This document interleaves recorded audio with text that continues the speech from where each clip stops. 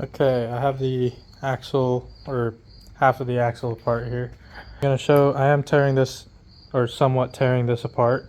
I'm replacing all the bushings and ball joints and stuff on this thing. So I will have a video on doing the rest of this. But for now, I just wanted to show you guys this high steer knuckle that I made. Basically, I did already paint it. It's just I have some clips of me working on it, I think.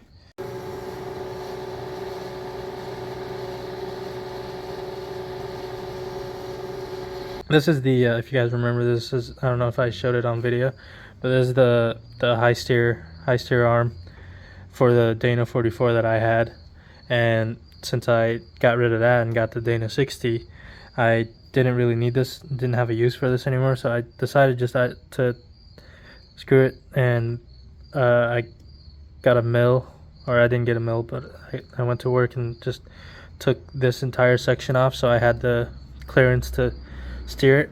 And what I did was I just welded this whole thing. I did also mill the back, this bottom part of it, and I put a step on it, so you can't see it now, but there's a step right here.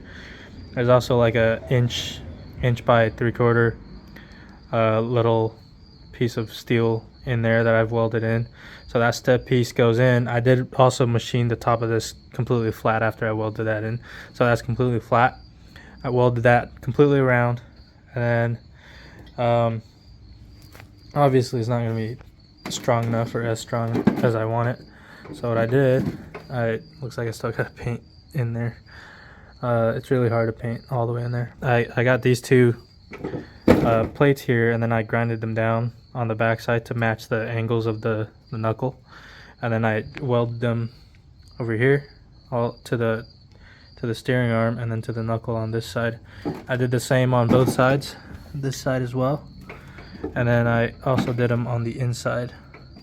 If you can see that, I did them on the inside.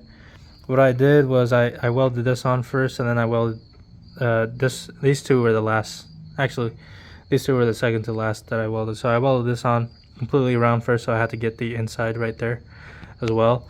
And then I have two 3/8 inch 3/8 plates in here because I couldn't find a 3/4 inch. I chamfered the side right here, if you guys can see the welds. So I just welded them together on the outside and then welded them on the back side as well, just like that, to this and the knuckle. And then I put these two, welded these two on to this and the knuckle.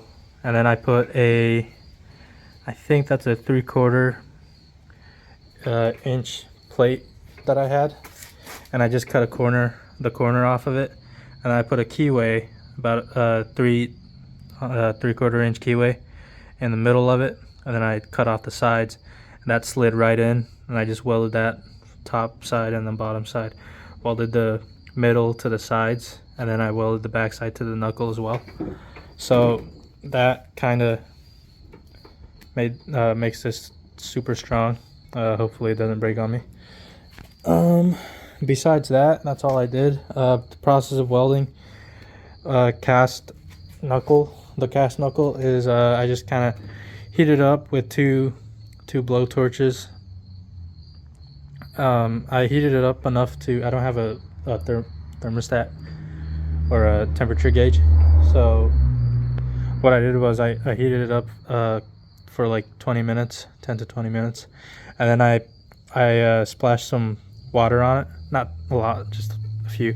And then if the water evaporates really fast, that means it's ready, because water evaporates at 250 degrees Fahrenheit, and I think that's close, or that's exactly at what the temperature you want cast iron or cast steel to weld on. So that's kind of how I did it. And then the cooling process, I kind of just have a video of it burning, but I put it in that grill right there, and I just cooked it all night. I put some coal in there, heated it up, or burned it, and then left this in there the whole night so it cooled down gradually, slowly.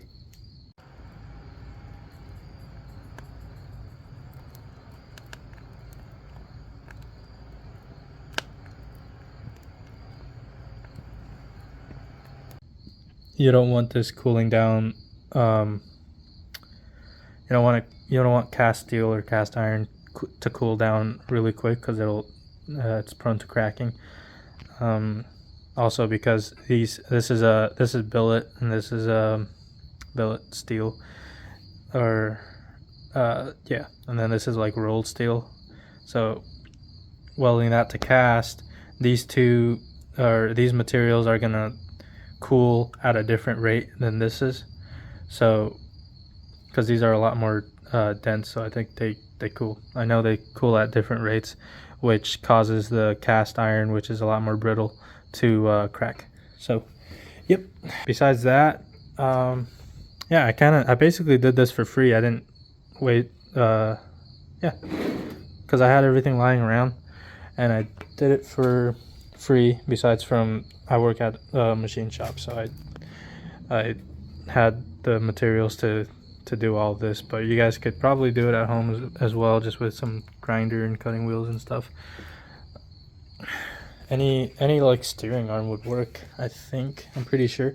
My original plan was cutting this in half and then putting a step, or not a step, but cutting this completely in half so that this part would have been gone, and this part would have been down here, lower down here, and I would have milled the top of the knuckle flat again, and then just had a plate of steel plate welded to the top, connecting this to the knuckle, and that would have made it, I don't know if it would have made it stronger than this right now because it's just one piece, but that was my other idea, and that would have been just about an inch lower, but that also could work. I think what I did was I just kind of plug welded both of these holes together, and then these are somewhat plug welded because they're kind of half cut already, but I did weld them up.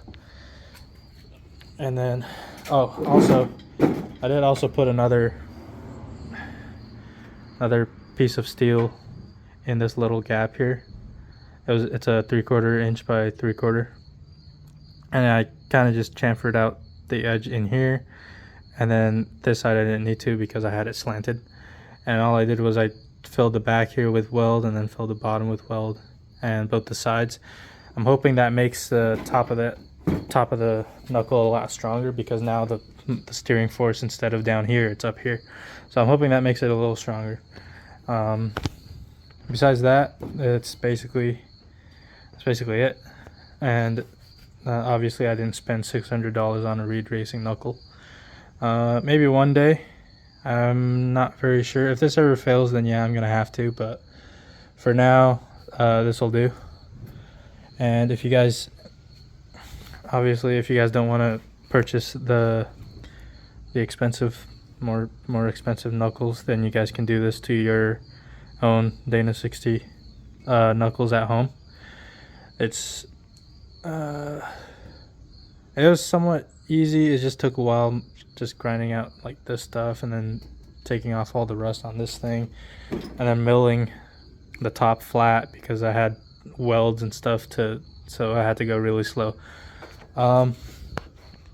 Besides that, it was like somewhat easy if you have more knowledge. Oh yeah, I also did try to weld some pieces of steel under here as well, because this wall is a little too thin for my liking, and I originally had the plan of actually drilling into the knuckle and bolting this piece down, but this wall was too thin, so I tried to weld these in.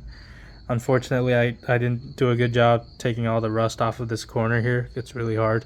So these are basically just cold welds. They're not really strong enough on there, and I'm just gonna leave them on there. They're not gonna come off. It's not like structurally, I mean, they might be structurally supporting the top of the knuckle. No, I'm not sure, but I'm not getting those out anytime soon. That's gonna take too long. But yeah, as you can see, I did also keep that bolt for the the ABS sensor, I think. I think it's for this sensor right here. Yep.